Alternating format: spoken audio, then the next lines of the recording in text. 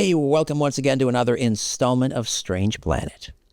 One of the mountains of Utah aren't random at all, but part of an ancient design, a vast geometric code hidden in the bedrock of the American West. My guest tonight, Gib Berry, is an independent researcher from Park City, Utah, who believes he's uncovered a forgotten energy grid, a machine made of mountains, and one that mirrors the layout of the Great Pyramid of Giza. He believes in it so deeply, he's filed his findings in Utah's 4th District Court, officially placing his discovery into the public record. He says this geometry once harnessed the Earth's own power, guided early builders, and may still pulse beneath our feet today. Is it coincidence, design, or evidence of a civilization long erased from history? Gib Berry, welcome to Strange Planet. How are you? Wow, thank you. That was a beautiful introduction. Thank you. Appreciate being on your show today. Thank you. So, take us to the moment of discovery. When did you first notice there might be a, let's call it a hidden geometric pattern beneath Utah's landscape? Wow, it was a process. It was a process. You remember during COVID, it was brutal, and the shutdowns, and I would get out, and I'm in Salt Lake at the time, and Salt Lake Valley is surrounded by mountain peaks. And so I had these dogs, and we would go and we'd hike these mountain peaks to social distance and just get all our yayas out. My dad was really big into mining, and so a lot of times we'd go see the mines and stuff like that. And pretty soon we were down by the Great Salt Lake, and we found out about this cave down there that's basically a 315-foot rectangle, and it's called Black Rock Cave. Very, very interesting cave. And a bunch of other boxy caves that are down there. And we found out, did just a little researching, that the Smithsonian looked at these caves, and they found the first people, what they call first peoples. But then under it, they found more people that were quite possibly before the Ice Age, which we don't know anything about. And they said, oh, we got to get down here. We got to clear everything out to bedrock before we can ever really do anything. And that never happened. Instead, that whole entire mountain was sold to the mine, and it's now private property. And if they find anything, too bad. When you say rectangle caves, do you mean like passageways, tunnels that seem to be engineered so that they're perfect rectangles? Yeah. If I didn't send you the picture, I'll send it to you. It looks absolutely, and not just engineered because it's small. It doesn't look like a person could really sit in there and, chip away at it. And then some of these mining tunnels were just absolutely incredibly beyond human compare, sort of. You can see light from one end to the other sort of tunnels. And they weren't built by the mining companies. They were there before. It could have been. My curiosity was, well, where's all the dirt? How come It's so perfectly straight? How come you guys were able to do it 6 times faster than the railroad? I just was confused because I thought, okay, at the end of every mine, it's 3 miles, long. You're going to have this big pile of cubic, dirt, but not these guys. They got a golf course. So you said your mapping revealed alignments between the Great Pyramid of Giza and landmarks in Utah. Can you describe, and I should point out to listeners, those of you listening on Spotify or Apple Podcasts or wherever you're listening, you might want to, at some point, check out the video that'll be up on YouTube at some point soon, where we'll insert these images. There's charts and graphics and old photographs, so you can see what we're talking about. For those of you, for whatever reason, you can't, or you just prefer to listen, we'll do our best to create mental images for you. And Gib, I'll let you, describe these, and you call them out whenever you want to discuss any of them. But let me get back to this question. And again, the YouTube channel at Strange Planet Radio, for those listening. So again,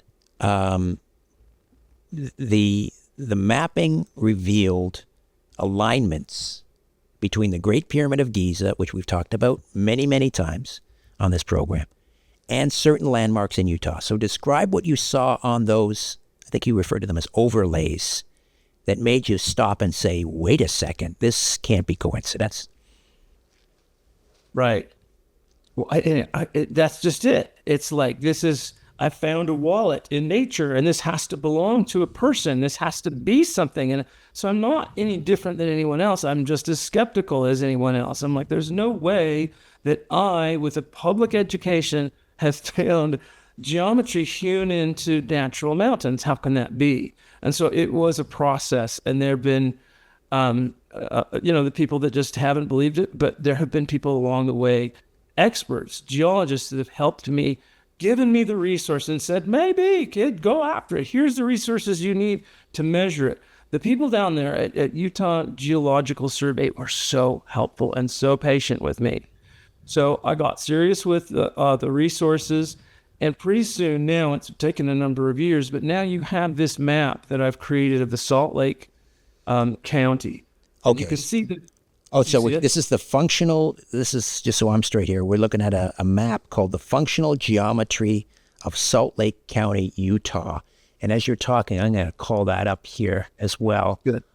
And that's where it's the story. It's the picture that tells all the words. And the way I would explain it, you can see that the Salt Lake Valley is a northward oriented basin, much like Lake Tahoe, Carson Valley, and different valleys like that. It's northward oriented.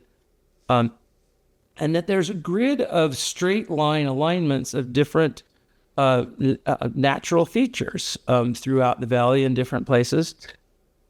And then we also have these basins that are coordinated together. You can see it marked in the different ways. Each of those are geometric repeating patterns. And then you have sort of an artistic geometric pattern of different shapes and body parts and things like that. Again, maybe this is all coincidence, but what it is that it's beyond 10%, and that it seems to be entropy resistant. Okay, so, you're gonna have to. But wait a minute. Beyond 10%, and yeah, you're losing us. You're right. It looks like a 5-toed foot out there. All 5 toes are there, the heel, the entire foot. No, I don't have to draw up arrows and stuff. It's on that map too. You can see it. There are just images that people in Salt Lake, we're all, like, for example, everybody in Utah for the most part believes that there's a mountain that's also on that map, Mount Timpanogos, that she looks like this Indian princess that is laying down and is just beautiful. Her hair is cascading down, and everybody believes that. And we have these mountains that sometimes they look like, sleeping princesses. Sometimes they look like body parts. Sometimes they look like elephants. Like somebody went out there with a ball peen hammer and I was like, putting eyeballs in different places. But when I say beyond coincidence, it's everything's there. All the features are there, not just 10% of it. When I say, entropy resistant, those things aren't going to stick around for as long as they have in all different ways. So I guess maybe those are just ways that, give them some sort of credibility. But okay. In the end, okay, I just got to stop you here because, so I'm looking at this functional geometry of Salt Lake County, and you've got things, you've got these overlays. One near the Bingham mine. You've got another overlay sort of between something called Farnsworth Peak and Dead Man's Cave.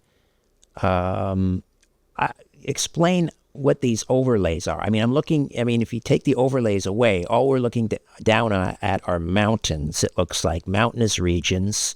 So you got to explain what these overlays are. How did you arrive at these overlays? What do they mean? Each one was individual, and what I did is I realized there was a correlation between the underground plumbing and tunnels and things that were happening and the above ground topography. Okay. As a matter of fact, if there wasn't anything happening underground, I ignored it. It's just mountains. But if I had something happening underground and have something happening topographically, then I had something that I was willing to look into that would be, somebody could be considerable. Because without the two, I got nothing. I'm not going to sit there and try and push some sort of theory about just, hey, look, the mountains, look what, that's ridiculous. What we have is plumbing matching geometry. And so I took them one by one. As a kid, we played in those caves and tunnels. Those mountains are full of caves, but they're peculiar caves that are matching the geometry. The cave in the Mount Olympus area is one of the deepest caves in North America, Neff's Cave, all of the water and stuff like that. So each one of those that you're saying overlays is the geometry of the Giza Plateau. And it is overlaid in those areas at exactly the same size. So somehow that same size of overlay is matching to the symmetrical mountain peaks over and over and over again around the Salt Lake Valley. Okay, so again, these mountain peaks and the overlay over it, those are the exact dimensions, and each of these, whether we're talking about above Neff's Cave, or we're talking about Olympus, whether we're talking about Snowtop Peak, whether we're talking about Lone Peak, the overlay on these mountains, the dimensions are the exact same as the Great Pyramid of Giza. Right. I did what anybody would do. I took the official map from Harvard. I took it and superimposed it over the actual map from UGS. So there's no, because people originally, well, you're just twirling maps and you're just, warping your thing. I know this is geometry that's matching the topography, and then it's orienting itself to the shoreline that used to be there. It used to be a big lake there. So they're all oriented to the shoreline. They're all oriented to the center of the lake. And so it starts to be another theory about the physics of what's happening with the machine. Yeah, we'll get to that. Yeah. And so I get the Giza plateau and how you've taken those dimensions and you've overlaid it on all these different peaks in Salt Lake County and perhaps beyond. And then you've got, it looks like these plateaus being connected underground by tunnels and caves and as you call it, underground plumbing. Does that correspond to what's happening on the Giza Plateau as well? It is amazing. I didn't send you pictures, but yeah, you can see pictures of the Ontario Tunnel and compare them to the underground workings of the Giza Plateau, and you cannot tell the difference. Okay, so first of all, the Ontario Tunnel.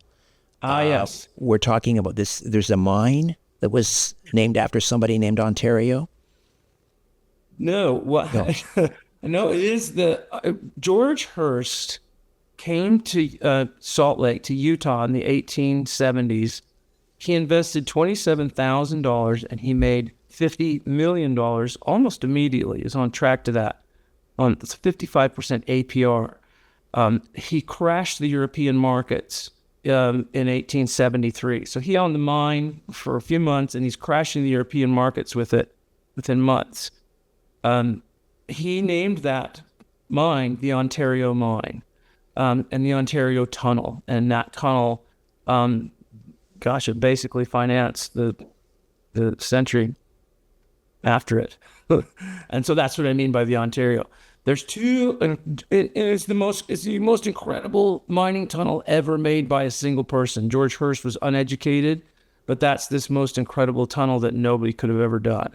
It's entirely almost impossible that could have been done. But wait a minute now. So he built the tunnel, or he stumbled upon the tunnel was already there. I'm not quite following. I know. Historically he dug the whole thing. Historically, he found a hole that was only as big as from his shoulder to his hand, and he invested $27,000 into it. Historically, in 1776, the Spanish came here, and the Native Americans showed them what it looked like down there, but it didn't say that there was any sort of extensive tunnels.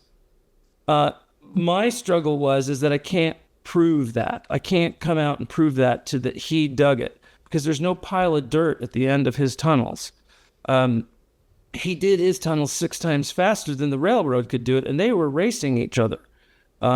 He did tunnels perfectly. There was no reason to. Why would you want to do a perfectly straight, perfectly flat tunnel? So you're suspecting that, in fact, he did not build these tunnels, that they were pre-existing.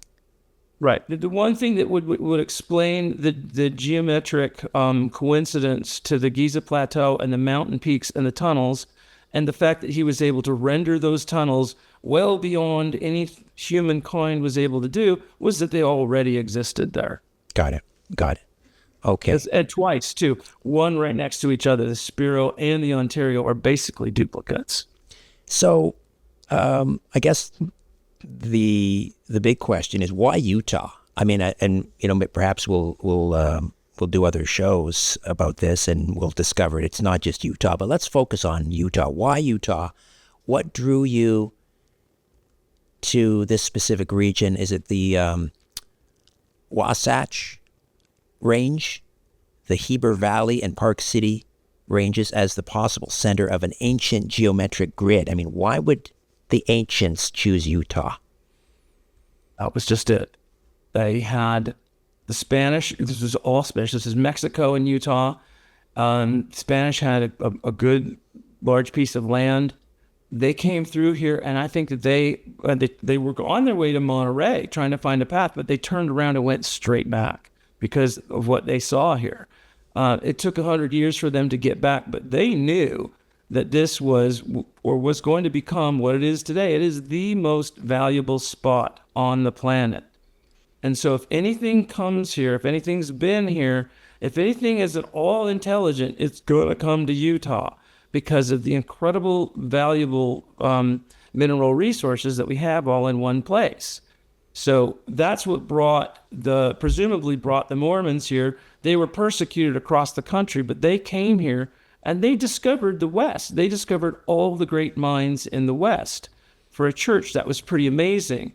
But you can go back and look and see that geometrically they're all the same find. They're finding these northward aligned basins, and then they're finding mines at the 12 o'clock position. Okay. And so, right? Okay, so basins, mines at the 12 o'clock position. Again, we're going to have to explain what you mean by that. Basins and mines at the 12 o'clock position. If you look at it like a clock, Salt Lake City is just a big round basin, valley. And it's northward aligned, so it's kind of stretched out toward the north and south. Tahoe's like that, Carson Valley's like that, Roswell is like that, San Luis is like that. The high altitude northward aligned basins are everywhere. People talk a lot about where Skinwalker Ranch is up there in the Uinta Basin, and that's an east-west basin. But still, we get these somehow basins, particularly in Utah, basin after basin after basin, all northwardly aligned. If you've ever seen the physics experiment where they have the two beakers of fluid, right? Mm-hmm. Or basins, you could call it, and they have fluid, and they somehow are able to put a tube between the two basins, then the two basins sort of equalize out, right? Do you know what I'm imagining there? I'm trying to say you have a tube in between these two basins, and it's water sealed. And if you just fill just this basin, then this one over here will fill up to the Understood. balance. Got it. Okay. So there may be a physical principle happening like that, I think, with the Salt Lake Valley, just nature, when these basins are. So that's what I think is happening on the physical side. In other words, whatever intelligence or civilization is responsible for constructing these tunnels, they sought out these natural geological formations, basins, because they realized that if they were connected, they would be part of this energy grid. I believe from an earlier email you talked about these basins collecting, high voltage, low amperage static electricity. I guess, and so here's one way that I think of it. I don't know. This is when the model fits it, the science fits it. We all know there was a great flood. imagine that there was this great flood. What could we do? Well, one thing that we could do is we could make all that water disappear. We could capture the water in the mountains or somewhere, and if we blasted it with enough energy, in a place where there was what Einstein called a gravitational anomaly. Okay, the gravity is different, maybe underground than it is above ground. And you put all this water in this place, there's this possibility that if you hit it with enough of that energy, that water will leave the planet completely. And so, to another different time and place, according to Einstein. I know that's strange, and I'm not Einstein, but this is the idea. Let's build this machine because we're flooding. They had this great flood coming, and the water levels were rising, and some genius said, look, here's what we're going to do. We're going to use the mountains as this machine, and it's going to take the water in, it's going to zap it with piezoelectric energy. What's that? That's the mountains moving around, and it's like if you shake the faults, it's like laundry, and right, when you get the laundry out and it's in your arms, and that's static. It's that static, and it's powerful. It's high voltage. You get enough of it, and you can start to make that water go away. And so let's say there's this worldwide machine on this strange planet that's exactly what they did. This was their last-ditch effort. And guess what? It didn't work. They didn't make it. Maybe they wanted to inhabit the planet. Maybe they crashed an icy moon into it. And they were like, what? Guys, we did this. Too much water. And so now they needed to, do some sort of controlled burn of the water and whatever. Maybe the crash was to shape the mountains. We don't know exactly all of that because, a lot of it is just, we've said we don't know, and nothing's been here for everything's just been in the last 10,000 years. So we've really so at some point these as you've indicated, these overlays that correspond to the plateau of the Giza pyramid, at some point are you theorizing that there were actual pyramids, or the mountains are the remnants of these pyramids in Utah? I think that can be confusing. I think that the Giza Plateau is a remnant of a time when they were doing sort of a model to say, look what we found in the mountains, and we found this pattern, just like me. And so they said, let's build this replica that's way sized down, and they build it right on the Nile. And sure enough, look at that. Just like Tesla said, just like Christopher Dunn, if you've heard some of his theories. He was on the podcast recently, and we talked about his theory that these were energy machines, and they were creating some sort of a plasma energy, perhaps. And I also talked to a Captain Leo Walton about this, and he believes, which kind of dovetails nicely with what you're saying, but instead of talking about the Great Flood, he believes that this energy grid was being used to essentially thaw the ice from the Ice Age. Yeah, I mean, there's a lot of ways that can be used then. Christopher Dunn, he's an impeccable guy, right? He's just an incredible guy, meticulous. His work, he's gone and visited the plateau a number of times. I've talked with him, incredible person. He's an expert, and so I'm not. So I have to rely on what the experts are saying. They're saying that is an energy machine, and it's funerary. So I'm saying, okay, great. It's a replica, and like all replicas, it's funerary. And they used it to make what we find. We find fossils, and we find people that have been fossilized. And I believe that that's what's happened there. That's how they've used the energy of that. It's on a way different scale than the mountains. But I believe that, and I've built models of my own self, that there's things, I don't want to get too complicated, there's things happening in the subchamber with the shape of the pyramid, forcing that energy down to the subchamber, that you really could use that ionizing radiation from the Nile basin to do things and to fossilize things. And that's what we have.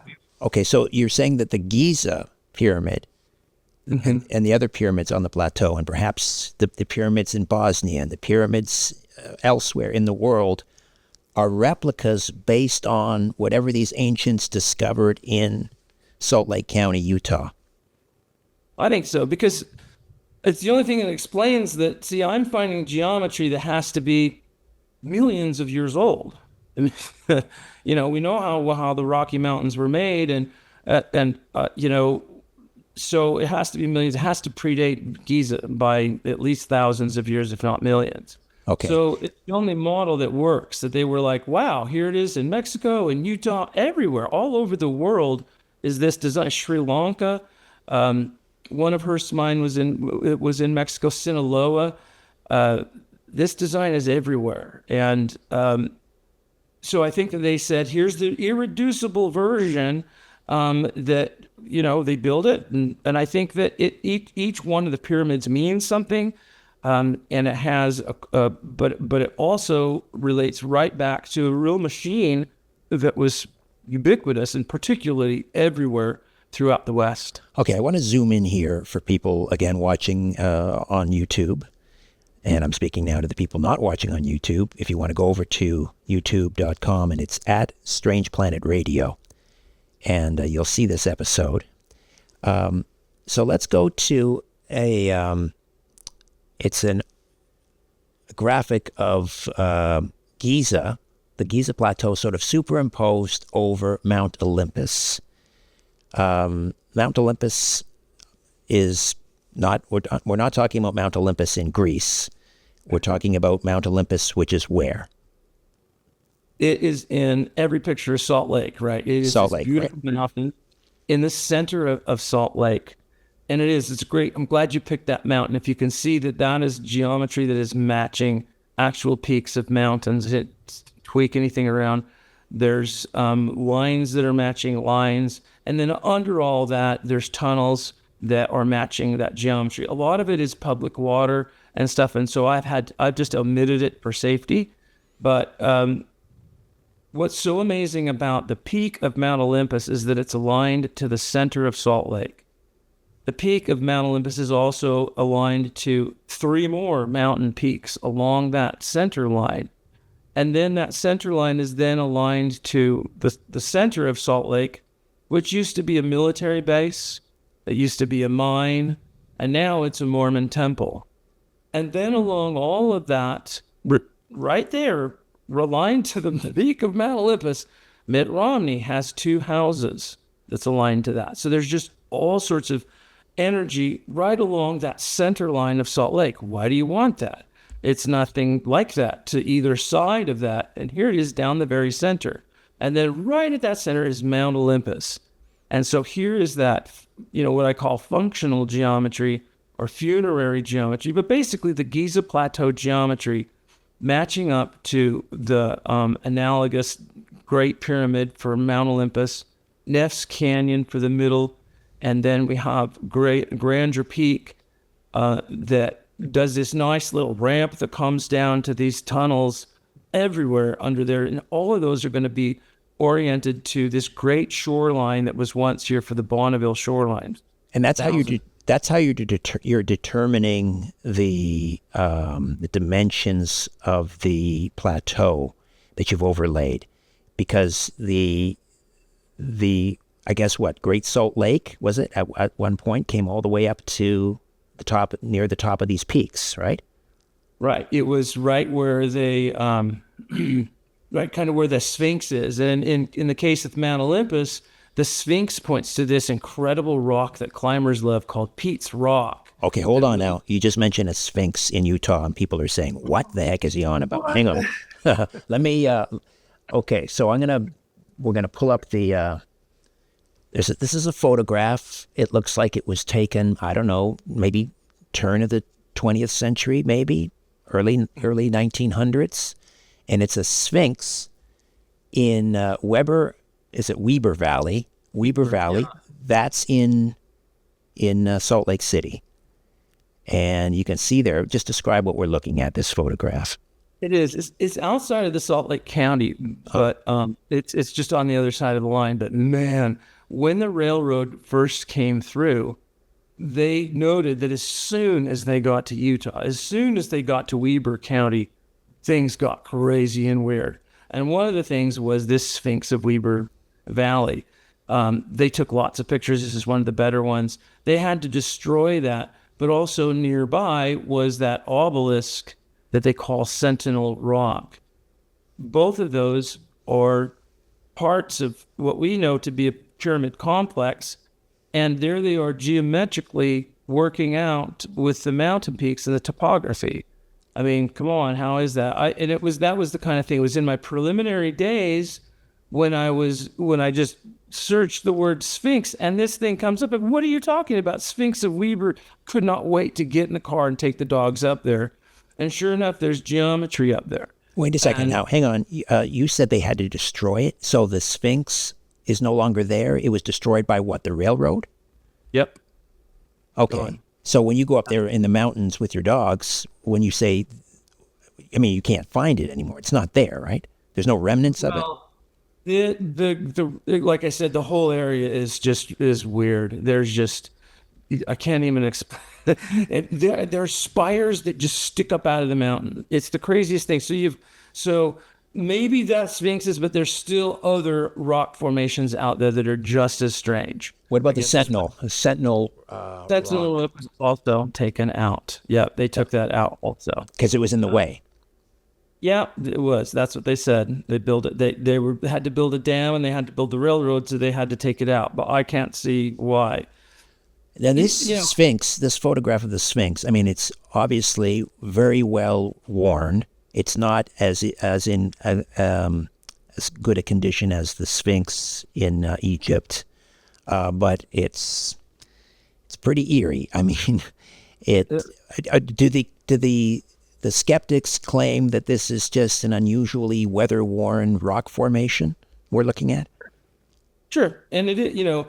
It's right up there on the again shoreline, and you can see sort of what happened with the water there, and it does look like water did all of that.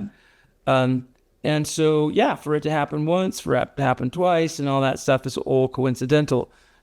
But when you start having this geometry repeating over and over again, and then you have caves and tunnels under that, like the Sphinx is actually protecting the tunnels. And on the bigger map, you can see that even Timpanogos, where all of our caves are, is sort of the main, I don't mean to jump around too much, but on that main Salt Lake County map and sort of the watermark, you can see how it all sort of points to Mount Timpanogos.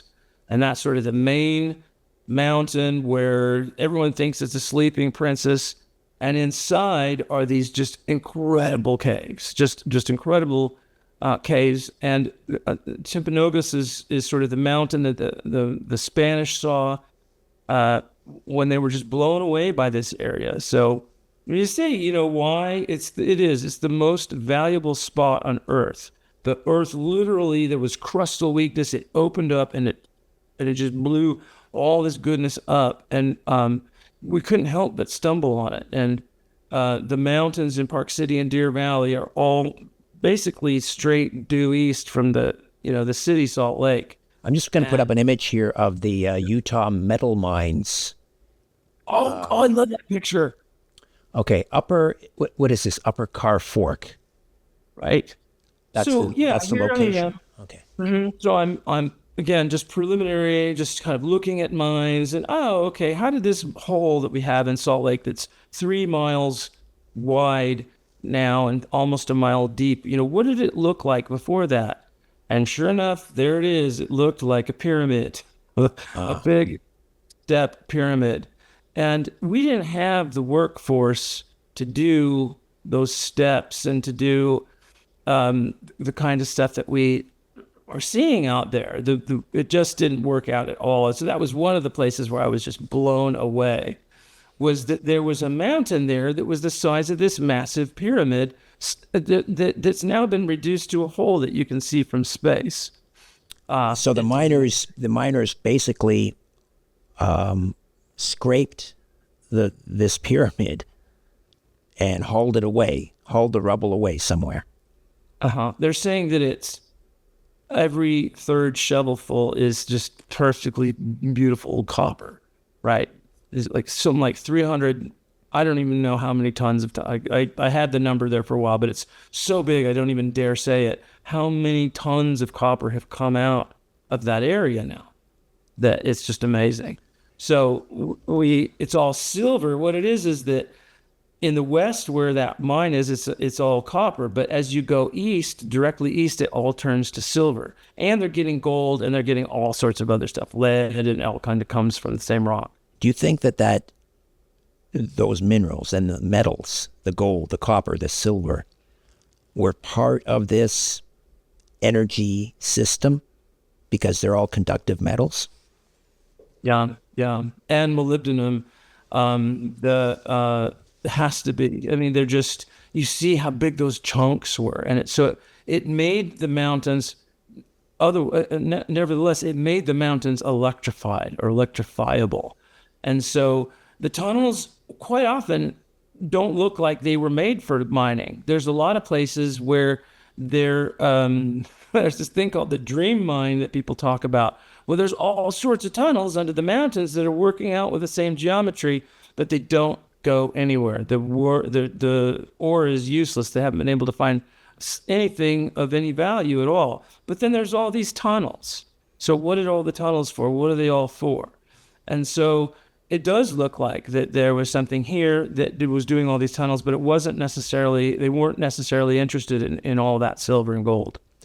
So you mentioned the Mormons coming to Salt Lake City, building their temples in very close proximity to these formations, the underground formations, the underground tunnels, or the plateaus, the pyramid plateaus. Mitt Romney building 2 houses there. We had military bases also. Are they tapping into some energy that's still there? I think so. I think so. The thing is that they say, yeah, they say it's true. Our founders saw spirits, told them what to do, told them the whole thing. Everything's true, and everything's people just don't believe it. But it's all right out in the open. So it's not like they're denying it or anybody's saying that there's tunnels they always talk about under Salt Lake, but they're boring, they're carpeted, you don't want anything to do. We just need them to get back and forth and all that stuff. And so it's just the extent of the tunnels, or what we were able to find is what's the most concern to me.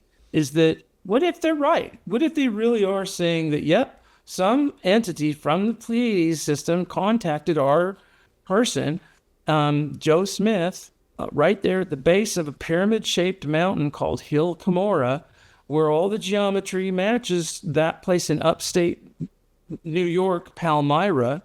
Now, if you go to Syria, Palmyra, and you look at the only topography that's there, you have 3 peaks, 3 symmetrical peaks in Palmyra.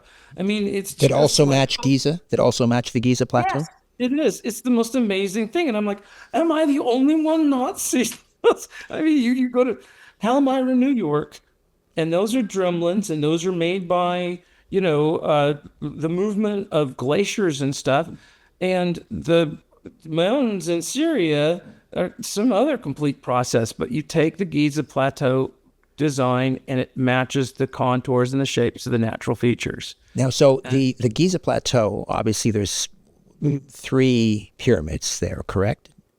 So you've got the Great Pyramid of Giza, which is the largest one. Then you've got 2 others that are smaller. So that set of 3 and their dimensions, that's what we're looking at in Salt Lake City. Are we talking about the same dimensions as all 3? The big one, the 2 smaller ones, the same thing in Syria, the same thing in upstate New York? Right, but I would never, the 3 was never enough for me. Again, if it doesn't have more than the 3 and the tunnels, to me that wasn't beyond coincidence.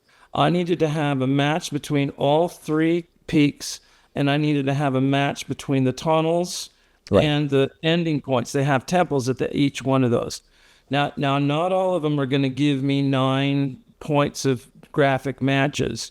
But places like Colorado Springs has no problem, can give me beyond 9 direct matches to the geometry of Giza.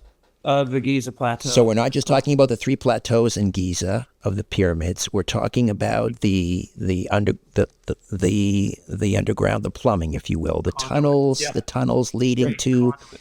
the tunnels leading to what Temple. temples and so forth. So that's, as we say, that's beyond coincidence.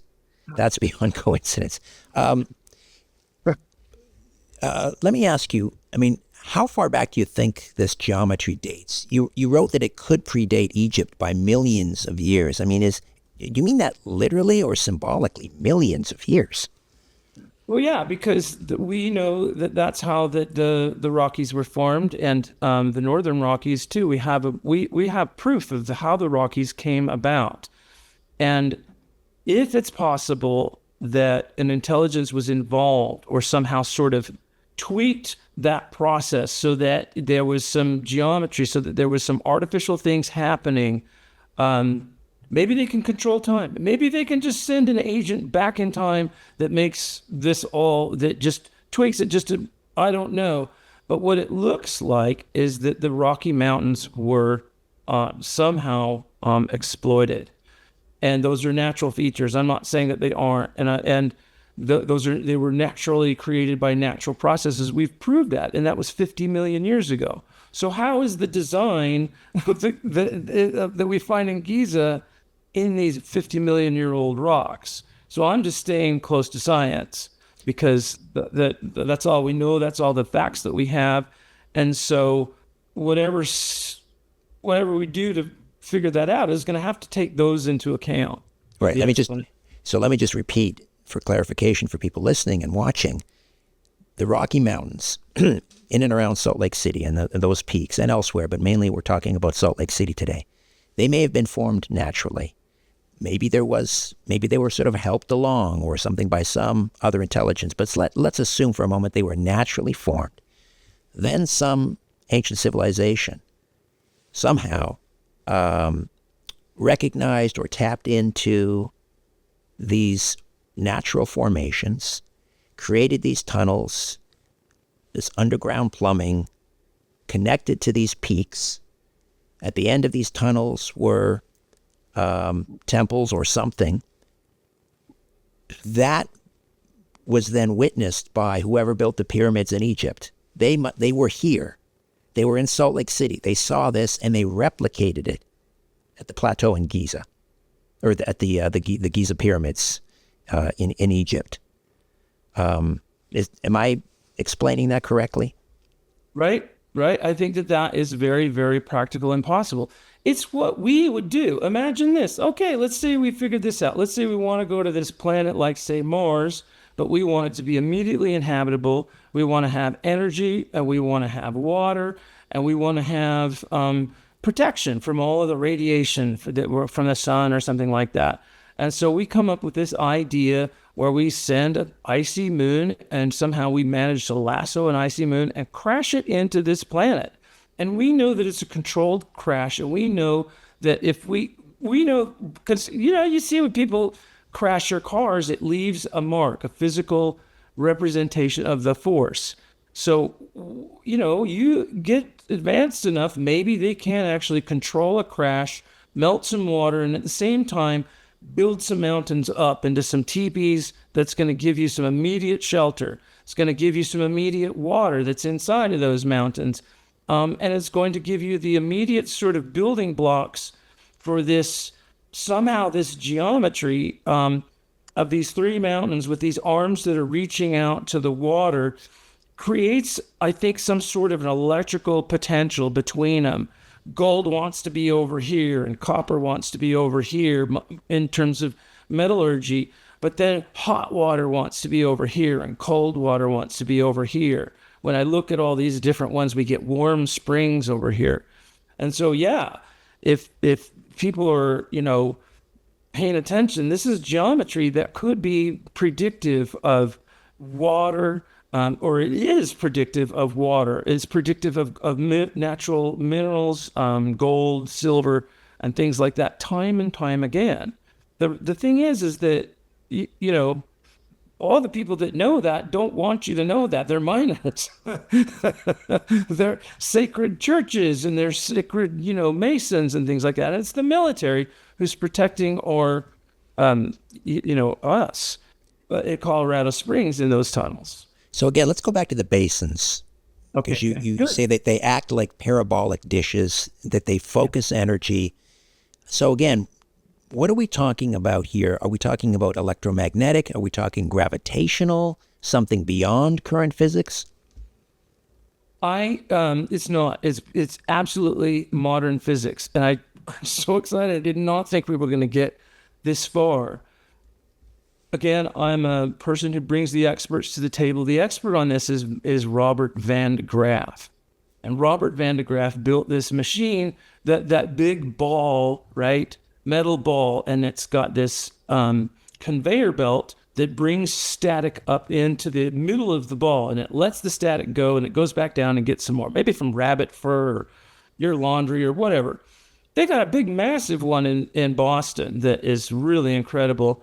But the fact is that it will just keep putting static onto that ball, onto the outer edges forever. It won't ever reach a capacity. It just keeps filling up that outer edge until something comes along and either discharges it. Another basin, like we were talking about, the two basins, this basin sees it and they discharge, or it just keeps on going until it discharges to the ground and it finds a way to go, because electricity wants to go to the ground. What it is, though, is it's super high voltage, super low amps. There's no amps. So it has the effect of lightning, but it doesn't do anything like the damage of lightning. And so what happens is that Robert Van de Graaff made this machine, and it became what's called the atom smasher. When it went from the atom smasher, then it became the LHC, the Large Hadron Collider. So that's what's happening when people are saying, well, we don't have enough energy anymore. We're not talking about 12-volt batteries anymore. We're not talking about Teslas. People are realizing that super, super high voltage, if you can get way, way up there, starts to get into places that only Einstein talked about, having relativistic effects. And by now, based just solely on the fact that they aren't giving him much credit anymore since he was here, that could be something that has been militarized and they just don't want to talk about it. All right. Right? So one of the more provocative claims you make is that the same geometry and I guess technology, energy might be behind UAP activity, ghost phenomena, and even cattle mutilations. I mean, how do you think all of those could be connected by a single natural force? Right. Well, I don't. It was one day at a time, and it was one day at a time, and having those revelations. I mean, you imagine we go back to the water machine, and somebody just knew, some ancient mind knew that if you put something. Look, let me back up. The Earth is 2.5 years younger at the core than it is at the surface because of what Einstein said. It has to do with gravity, and it has to do with energy. You or I don't need to explain or understand it. We can't. We know that we can't. Even Einstein didn't know it. And he tried to explain to a friend in mourning that there is no now, that time is a persistent illusion, and we're just doing our best to get through it. What ends up happening, though, is that you can start to mess with things when you start to mess with their gravity or their high energy. And if you do that, if we had a machine then that was making water disappear, was capturing it, hitting it with bolts of lightning, and sending it to what? 20 years ago, 2 years in the future, sending it to who knows? Let's just say that's what this functional geometry was doing. It was sucking water in off of the shorelines because that's what it was in. It was on a fault line. We know that those faults were causing piezoelectric static and energy, and that was zapping it. Well, where's that energy today is the thing. As I said, if there's truly energy that's roaming around out there, like my crazy public education theory is saying then, or hypothesis really, then where is that energy being written? And I said, well, here it is right here. Here it is in fossils. This is once was water. It got hit by this massive amount of energy and made this beautiful picture of this butterfly, of this thing. And people can't even, they had special words for how amazing these fossils. How did it get so beautiful? And then you take it up a step further. Where we have these center energy focal points, we have petrified wood. We have, here in Utah, we have incredible mineral resources. And more people are finding that those minerals are attracted to the quartz. And so they're trying to say, can we do advanced, accelerated gold production with this whole thing? Because what's happening is that these are natural things that are happening in the same place, Roswell, they're happening in the same place, San Luis, as cattle mutilations. And what I was looking at was Einstein's theory of the Philadelphia experiment and how much that looks like cattle mutilation. You want me to explain that?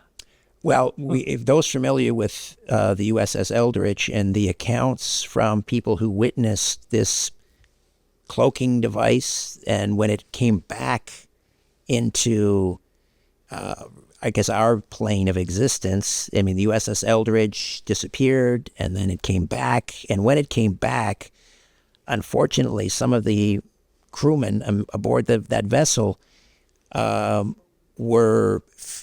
some of them fused into, let's say, the deck of the ship. In other words, half of them were protruding above deck and half of them were below, fused with the metal. Imagine like in Star Trek and the, what was that device they used? The transporter.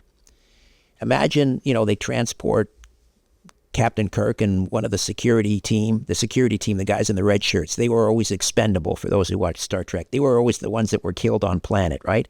So imagine that transporter and one of those security team gets transported by mistake into solid rock. I mean, that would be a horrible, horrible thing. Is that sort of what you're talking about?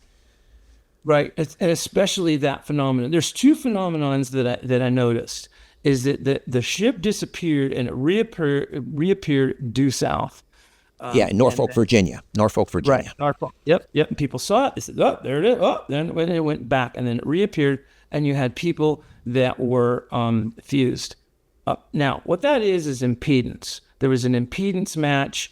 In my mind, there was an impedance match, and the energy didn't care. It just saw an impedance match, and it's heading for ground. It saw that path, and it just saw it as the same path. The crewman and the metal, even though I think that the impedance would be different, at some point, that it was close enough a match for this electricity that it fused those together. Those are two phenomena that I see happening now in modern times. And I might get a little bit gruesome, and this might not even be, again, this is very theoretical. It might be as sort of crazy as I get out there. But I'm working with a rancher right now whose bull was killed in the way that we've all heard, in a bloodless way, with no tracks or anything like that. The scrotum of the animal was gone, and with surgical precision, cored out a lot of the soft tissues. Some of the, sometimes it's and eyes can be removed as well. The eye was removed, and that's I said. Now you guys reported this as you thought that there was guns involved, and you thought that this animal was shot, and he said, "Well, it's because the eyeball was removed." That's like, no, it's not. That's not. We know that, and they came out there with a metal detector, and the energy in the area killed it. It fried the metal detector. And so the stories this rancher's telling are just amazing. Anyway, he shows me that the balls, the testicles of this bull, are southwest of the animal by several feet. Okay, so here's what I'm saying is happening. We quite often find the damage to the animal to the face first, and then we see them on the hind end. It goes so. We're seeing an energy of some kind that is starting its approach at where the mouth is grazing, touching some sort of the water, something conductive, because the whole face gets fried. And then we see the energy follow a low impedance path all the way to the end where it supposedly goes to ground. That, I believe, is what is causing these cattle to be mutilated, is energy that is, we know, just like Van de Graaff said, is going to just be there, and it's going to just keep, it's just going to keep accumulating and accumulating until something happens, until another basin discharges with it, or until something comes along, touches it, and discharges it to ground. So in this rancher's case, he has fences, and his cows that died are right next to that fence. Sometimes it's railroad tracks. Sometimes it's something that is directing a massive ball of high energy to the area, and then boom, down they go. So for this theory to pan out, it would mean that we're only seeing cattle mutilations, and there are other animals, horses. I think one of the first examples ever was a pony. Yes, thank you. And there are sheep as well, but they would only find these animal mutilations in basins. Yeah. Does that pan out? Is that consistent? Yeah.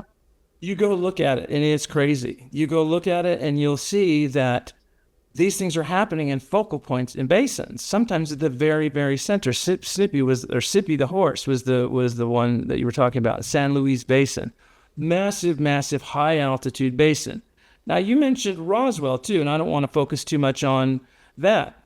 Roswell's story, and everybody believes that the balloon is a lie and all that stuff, but that balloon, they're telling a pretty good story. They've got the Mogul program, and they've got citizens coming out and helping load the Mogul when it comes down. It's a program that's been around. They didn't just make it up as an excuse. What I believe happened is that Roswell is a northward aligned basin. It has an artesian well under the center, very, very conductive. And they floated this balloon up above the center of that basin, up to the stratosphere where Nikola Tesla said all the electricity goes, and static and everything. That was so that they could listen to the enemy. Now, I'm an audio guy, and what it is that there's a parabolic sort of principle happening there. That's just a way to focus energy, so they can listen in above a valley like that. It's a trap. It's a way that they were using to. Well, what also could have happened is that balloon with a 600-mile or foot tail was all aluminum and all that stuff, could have very easily accumulated a charge, a very big charge on it. And either the charge brought notice to itself and something wanted to come check it out, or that charge very well could have created what Einstein called a wormhole, a relativistic effect. And something saw it, flew right into it, and caught it in like a spider's web and brought it down. Explains your details too, because now we have tight debris fields when this spider's web sort of brought this ship down.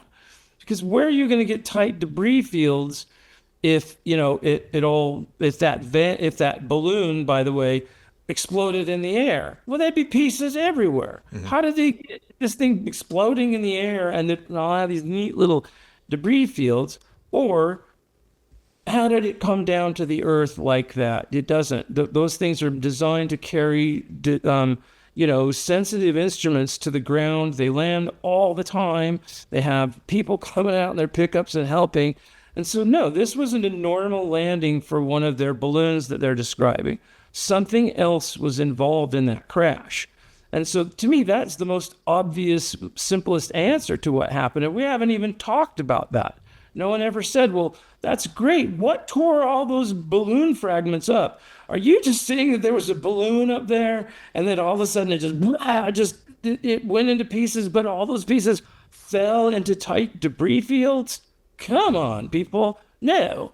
What we have is this same theory is working for Roswell. You go now to old ghost towns, and they've got a ghost in the hotel next to the railroad tracks. Well, guess what? The ghost touched the railroad tracks. And now we've got purple plasma right here in Salt Lake.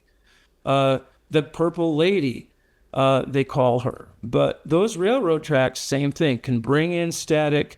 Somebody can go out there, have a high voltage experience. She died. And so that can, I think, basically put their image or an echo of that lady into another time, is what Einstein or someone might be saying. Like we see with a baseball hit with a bat. We don't always see the sound synced up with the, with the sight or the echo. And so this could be an echo that was caused by a high voltage event. And so now we're still seeing this purple lady. She didn't know. She never knew. She's not a ghost. She's just, she's just an echo. But it all could be exploited by intelligence. Fascinating. Okay, I got to get to this 4th District Court in Utah. Utah's 4th District Court.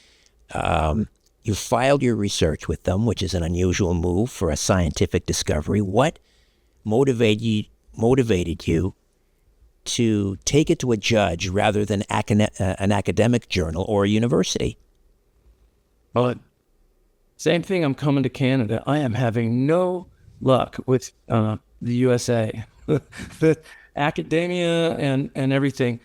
It's hard. And what I recognize is the easiest way to show what's happening here has been through the Mormons, because they're the only organization that can be all of them. They can be the Masons. They can be the military. What do you mean what do you mean they're the only organization that can be all three: religious, Masonic, and military? They took the Mason. They have Masonic rites as part of their religion, and so I guess Masons can be Mormons. I guess Masons can be all of them too. And if they're minors and they're also going to be part of the military, then they're going to have the full package. Is I guess what I'm trying to say. The LDS Church of Mormons, I'd say more for the old time Mormons, and I mean it with all due respect. I do believe that they have found magic holes in the ground. And you look in Utah and you can see the miners didn't really let the Mormons come to Park City, so they just found the magic holes. But you go to any other city in Utah and the Mormons have put a property over the top of the magic hole. And they're in the set. And so you go to Las Vegas or you look at some of the different places where they put their temples and where they put them. For whatever reason, they're choosing very, very strategic places. They're not just, hey, this is the cheap place in the strip mall where we can put up a church. No, they're a almost $300 billion church, and they're very specific about where they're putting their churches. These little towns don't know that. And these churches can be really imposing. I mean, they can, particularly temples, if you've seen the one maybe in San Diego, that can be really, really imposing when you come around the corner and you see that big thing. And they want to do that in this little small town. And the residents are like, we're not so sure about that. And the thing is that they're not so sure, is all I'm saying. We need to be sure. It's time for full disclosure. I think we live at a time that we need to be a little bit more honest with what's going on. And it's almost like the Mormons said, hey, we're going to do this whole great thing. We found some pyramids and all that stuff, and we're going to be a new, tourist destination. Egypt was like, no, we'll never let you do that. So they've had to keep it under wraps or something.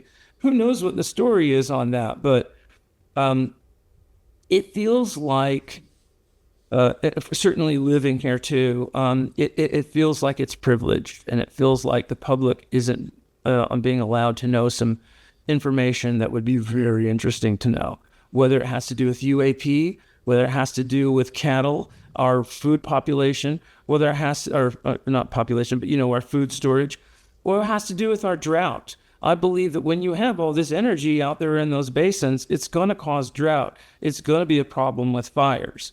What Tesla noticed, and he said, is that his experiments with causing St. Elmo's fire also caused water vapor. So this whole thing is really big. Okay, let's just, because I want to wrap up with Tesla, because Tesla invariably comes up just about any time we have a discussion about ancient technology or pyramids or whatever. And you talked about this may tie into Tesla's great and profound truth. What do you think? You mentioned St. Elmo's fire. You're going to have to explain that as well. But what do you think Tesla discovered, and how does it relate to what you found beneath Utah? If you look at Colorado Springs, which was really his big moment, you can see that the geometry is there undeniably. Okay, we're going to pull up that map on the YouTube channel as well. Okay, so we've got Colorado Springs. Pikes Peak and those other two peaks, Orms Peak and Big Bull Mountain, all correspond to that geometry. And then you have the military bases. That the Cheyenne Tunnel is a perfect match to the geometry of that third pyramid. That's where the Cheyenne Corridor is.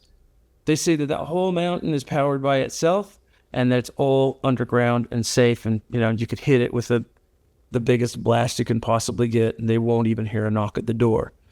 That's Tesla's land there, and if you take all that, the Sphinx lands right where his laboratory was, and so the Sphinx in Egypt. Sorry, just to explain here, the Sphinx in Egypt corresponds to, on the Giza Plateau, to where Tesla put his lab in Colorado Springs.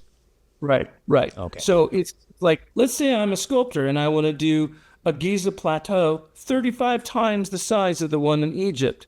Guess what? All the raw materials are all in the right place in Colorado Springs. And as a bonus, Tesla's lab marks the spot where the Sphinx would be. Okay. And so it's like, wow, all the raw materials are already in place for that? What a science fair project, right?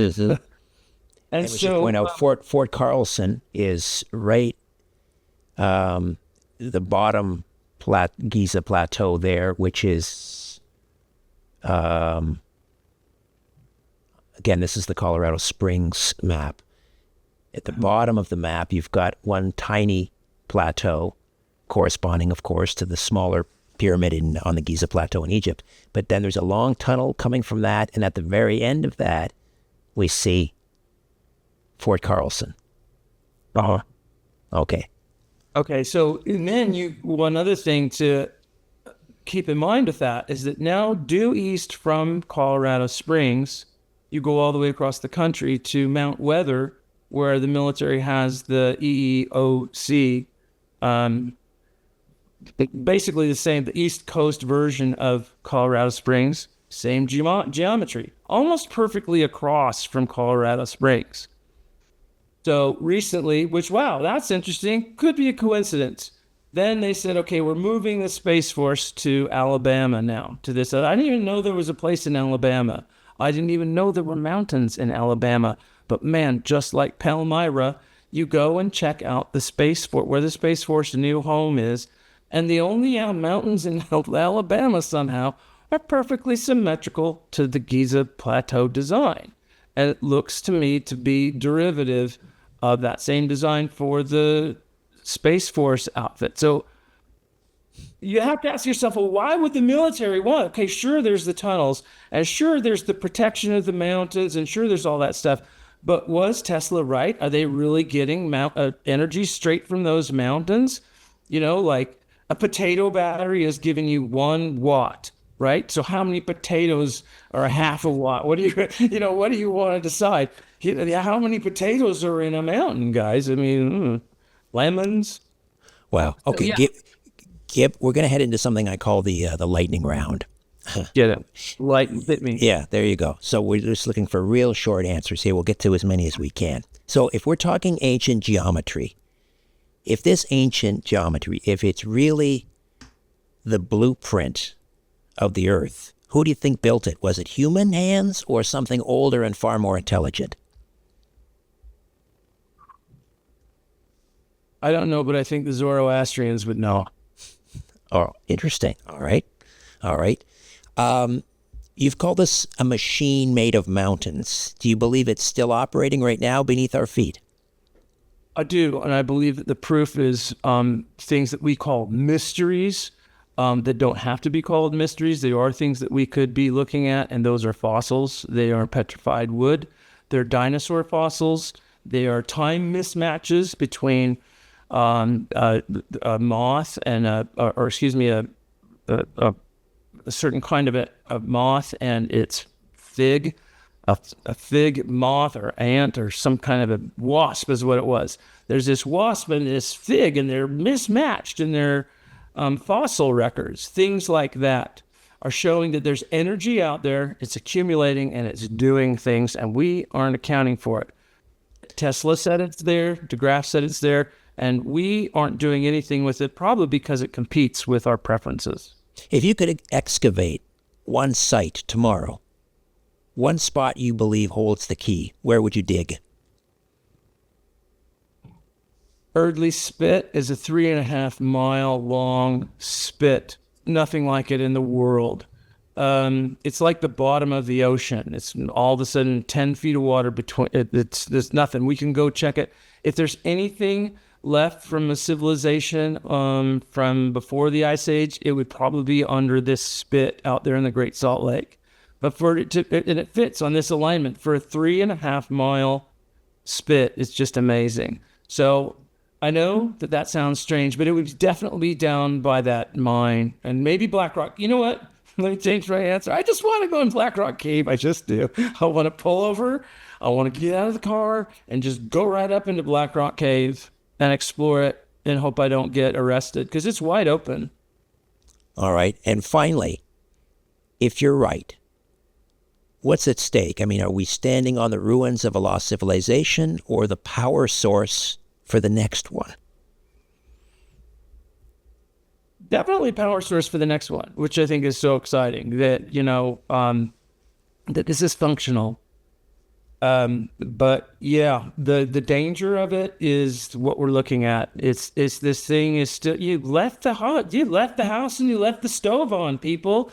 It's burning up. It's all the moisture in the atmosphere is being vaporized. All that energy is causing, again, drought, the cattle mutilations, all of those things look like they are caused by accumulated energy that all we need to do is give it a path to ground. Stop it, mitigate it, manage it. Like Tesla said, use it. We don't need to keep being on this fossil fuels anymore. We could be using it. And so I'm hoping that ranchers like the one I'm working with and others out there will start to access this energy and start to use it on their ranches and do away completely with petroleum.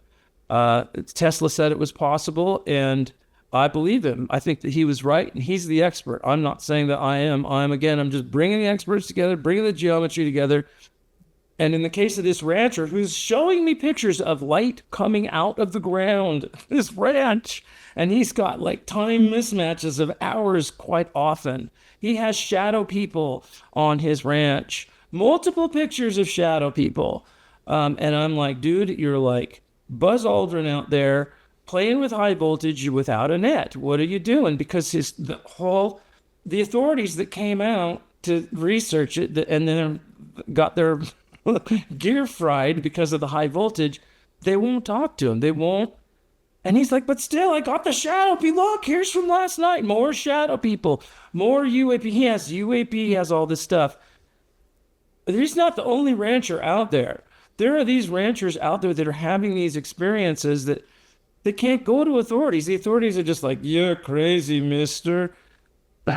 And he's not. He's having, and he thinks it's personal. He thinks that something is doing this and leaving messages with my cows. And I'm like, no, it's accumulated energy. And it keeps accumulating until something comes along. And when it does what Einstein says, and it discharges and causes relativistic effects. Wow.